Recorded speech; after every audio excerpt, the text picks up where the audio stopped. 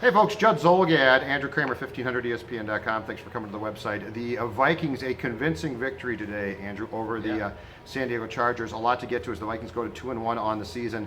But let's start here. Adrian Peterson, 20 carries, 126 yards, 2 touchdowns, including a long one. And the feeling from Peterson and the folks in the Viking locker room was Adrian's back. I don't disagree with that assessment after what we saw today. I really don't. No, I don't. And it was refreshing to hear Chad Greenway, too, actually come out there and say that, look, before, during training camp, the first 2 weeks, I thought he was looking old. And he told him that. He said he joshed him about that. And the whole chorus, obviously, out of Vikings training camp was, oh, it looked like he hadn't missed a day. Well, clearly in that opener, even though he got 10 carries, 31 yards, he didn't look like himself. Comes out and has that big game against Detroit last week.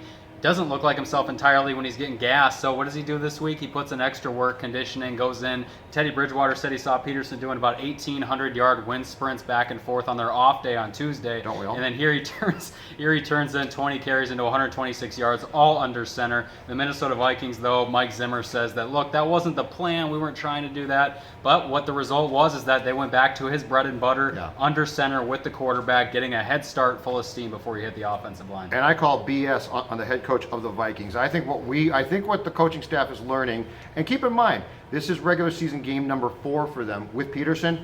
But I think what Norv Turner and the coaching staff is learning is very simple. You can be as creative as you want, but at the end of the day, if you have number 28 in your backfield, you line your quarterback up under center. You don't ask your quarterback to work miracles. You ask him to hand the ball to 28. And if 28's playing well, that's your offense. There's nothing wrong with that. It will create things. But I really think in game 1 against San Francisco, they thought we've got to be creative. You don't have to be creative. You can get creative off of Peterson. You don't have to get creative with Peterson, if that makes sense. Yes, and they did some stuff with him. I mean, you saw that little flip out. I mean, they do some different things with Peterson, but they're not necessarily putting him in a spread offense and trying to get him running. This was more, you saw a lot of tight ends coming in. Like I said, you got Rhett Ellison, Michael Pruitt getting a lot of work. Teddy, though, completes 13 passes, and they get the win, 120 yards and an interception. He didn't have to do much. He didn't have to run for anything. They just handed the ball off to Adrian, and they ran away with a win. And that, too, he's setting that off early. This is the second week in a row now in the 2 wins that the Vikings have jumped out to a 2-score lead before their opponent gets on the board. That helps Mike Zimmer put extra pressure on the quarterback. And as you saw, Phillip Rivers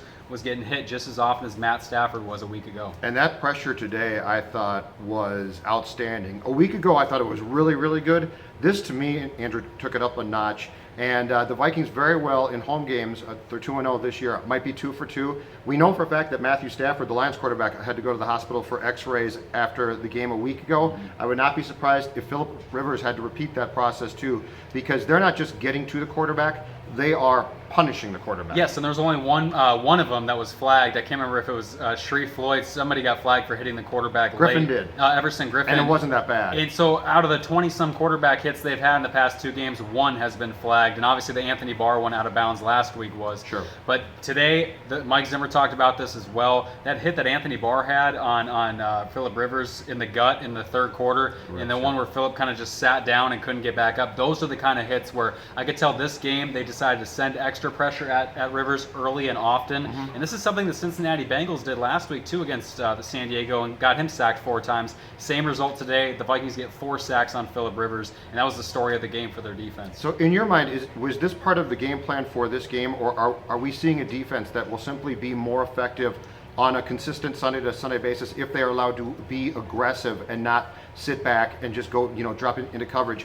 Barr, to me, is the key guy. When Barr's allowed to put on pressure a little bit, he's very effective. In pass coverage, I think he's okay, but he's still suspect there. Yeah, you saw him take advantage of Barr a few times on the crossing routes. Phillip Rivers was getting after the linebackers quite a bit. And I think you're right. I think when they have that opportunity, when they have that kind of a lead and they can make an offense one-dimensional like they did San Diego, I think they want to send that extra pressure, those double A gap blitzes that you see very often from Mike Zimmer. Right. Those are the kind of things that are really the principles of this defense, and they want to put pressure on quarterbacks right away. I think that's an aggressive mentality that they have. That's not just a product of this game. I think that's something you're going to see moving forward with this defense. Week 4, the Vikings next week will take on the Broncos in Denver.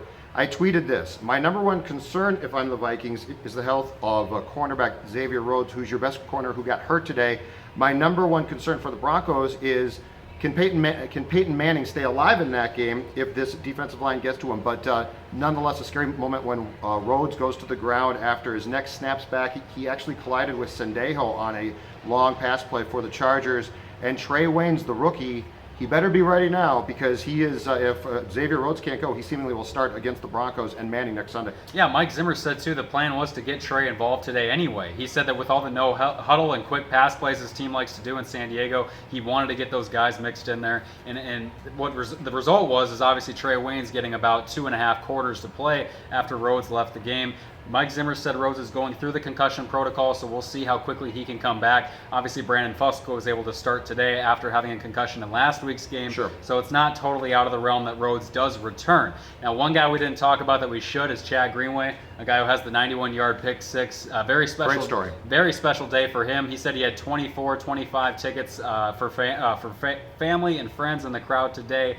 The quote he had was obviously that his dad tipped the ball to him, and obviously his father passed away with a long battle with cancer in December last year. And his dad's dad was here.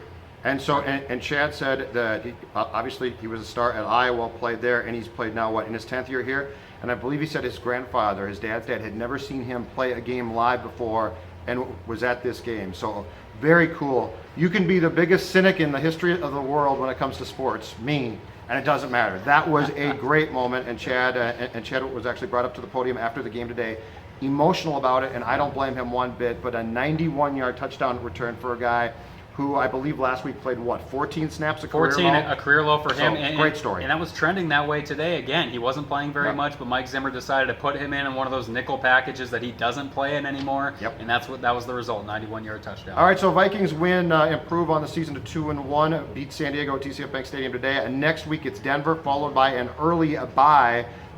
Certainly follow our coverage, 1500ESPN.com. Andrew will be out at Winter Park throughout the week, writing lots of stories and columns. You can also find all the post-game coverage from this game, 1500ESPN.com. He's Kramer, I'm Zolgad. Thanks for coming to the website.